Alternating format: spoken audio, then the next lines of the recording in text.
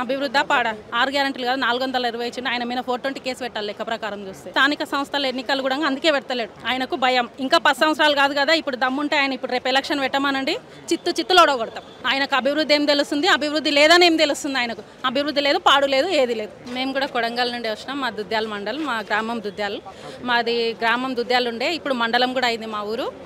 అయితే ఇప్పుడు మండలం అయింది. మా ఊరు మండలం అయిన తర్వాత మా మండలానికి వచ్చిన ఆఫీసులన్నీ కూడా ఆయన సీఎంఐ మా ఊరికి చేసింది ఏంటంటే పక్క ఊరికన్నీ తరలిస్తుండు. అదొకటి. ఆయన 6 గ్యారెంటీలు ఇచ్చిండు కదా, 6 గ్యారెంటీలు కాదు 420 ఇచ్చిండు. ఆయన మీద 420 కేసు పెట్టాలి లెక్క ప్రకారం చూస్తే. ఎందుకంటే 420 హామీలు ఇచ్చిండు, దానిలో 2-3 చేసిండు. అన్ని చేసినాం అంటారు. బతుకమ్మ చీరలు ఇస్తా అన్నాడు, 2 చీరలు ఇస్తామన్నాడు, 1 చీర కూడా ఇస్తలేడు. ఇప్పుడు ఇంకోటి ఏంటంటే ఆ చీరలు కూడా 2 ఇస్తా అన్నాడు కదా, ఫ్రీ బస్సులు పెట్టిండు. బస్సులోనేమో మహిళలకు అయితే విలువ లేకుండా పోయింది. మహిళలు అయితే కొట్టుకునే పరిస్థితికి వచ్చింది. మహిళలు చూసి బస్ ఆపకుండా వెళ్తున్నాడు. ఆయన 3 సంవత్సరాలు ఉంటారు అని అనుకుంటారు కదా. ఇప్పుడు స్థానిక సంస్థల ఎన్నికలు కూడా అందుకే పెడతలేడు. ఆయనకు భయం ఉంది కాబట్టి పెడతలేడు. ఆయన గెలవడు. ఇంకోటి ఇంకా 10 సంవత్సరాలు కాదు కదా, ఇప్పుడు దమ్ముంటే ఆయన ఇప్పుడు రేపు ఎలక్షన్ పెట్టమానండి, చిత్తులో ఓడగొడతాం. ఎట్లా ఉంది స్థానికంగా సీఎం గారి నియోజకవర్గంలో అభివృద్ధి ఏ విధంగా?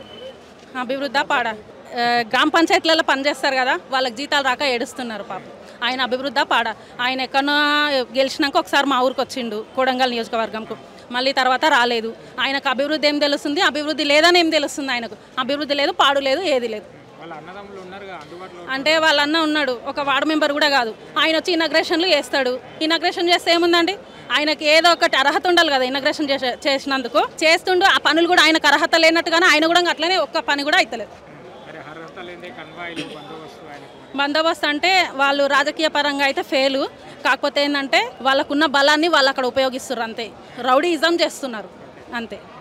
ఎలా ఉండవుతుంది మరి? మరో కొన్ని రోజుల్లో స్థానిక సంస్థ ఎన్నికలు, సర్పంచ్, జెడ్పీటీసీ ఎన్నికలు అయితే రాబోతున్నాయి. ఏ విధంగా ఉండబోతుంది మరి?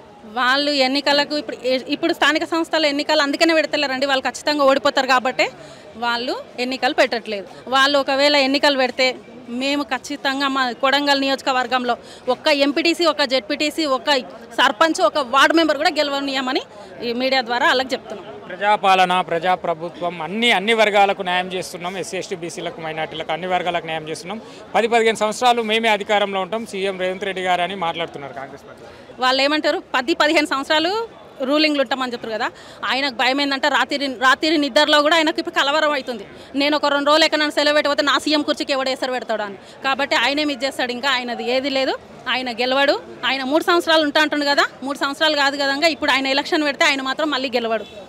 కాంగ్రెస్ ఆయనొక్కనే కాదు, కాంగ్రెస్ ఎక్కడ కూడా మళ్ళీ భూస్థాపితం చేస్తాం మేము. ఈ మధ్యకాలంలో అంటే చాలామంది ఇప్పుడు ఈ కొడంగల్ నియోజకవర్గం నుంచి మొన్న షాద్నగర్, శంషాబాద్ నుంచి, అదేవిధంగా కరీంనగర్ నుంచి ఎవరైనా అధికార పార్టీలో చేరుతారు, కానీ చాలామంది బీఆర్ఎస్ వైపు వస్తున్నారు. మరి దాని గురించి ఏం చెప్తారు? దాని గురించి ఏం చెప్పాలండి, ఈ ప్రభుత్వం, తెలంగాణ ప్రభుత్వం 10 సంవత్సరాలు పాలించిందంటే అందరికీ, రైతులకు కానీ ప్రతి ఒక్కరికి కూడా న్యాయం జరిగింది.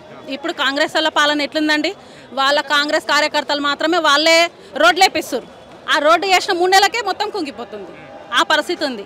ఇంకా ఆయన ఆ దాంట్లో ఉండి అందులో ఉంటే మాకు ఇప్పుడు ఊర్లలో ఎలక్షన్ వస్తుంది కదా, స్థానిక సంస్థల ఎన్నికలు.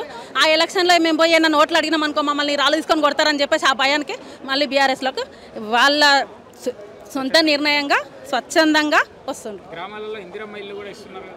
మా ఊర్లో అయితే ఒక్కటి రాలేదండి. మాది దుద్యాలు, కొడంగల్ నియోజకవర్గం.